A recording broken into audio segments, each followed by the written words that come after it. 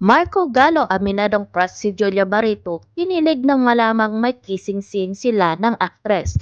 Napaka-memorable umano sa aktor na si Marco Gallo ang naging kissing scene nila ni Julia Barreto. Sa bagong serye ng TV5 na Di Na Muli ay magkakatambal sina Marco at Julia together with Marco Gumabaw. For Marco Gallo's part, hindi daw niya agad pinaniwalaan nung tinawagan siya ng Viva para ialok ang project sa kanya. Tila tanggap na yata ng half-Italian na si Marco Gallo na hindi siya pangbida kaya ganoon ang reaksyon niya.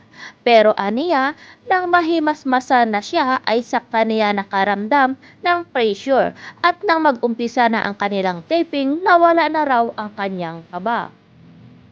At napalitan ito ng excitement lalong-lalo na nang malaman niyang may kissing scene sila ni Julia sa nasabing serye. Ani ni Marco, I am excited because my friends know that my girl crush, like celebrity crush in show business, is Julia Barreto.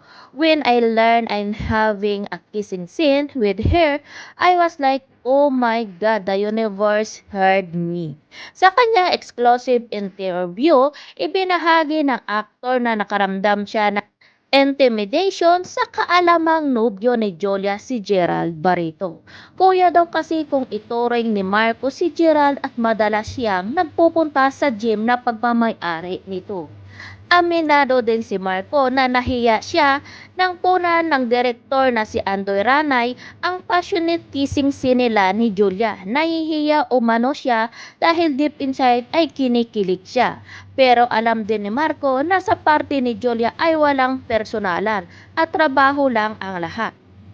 Samantala, breath of fresh air ang pagkakalarawan ni Julia kay Marco Gallo at sa karakter portrayal nito. Tila nagbalik teenager daw siya sa mga naging eksena nila ni Marco para sa Di Na Muli.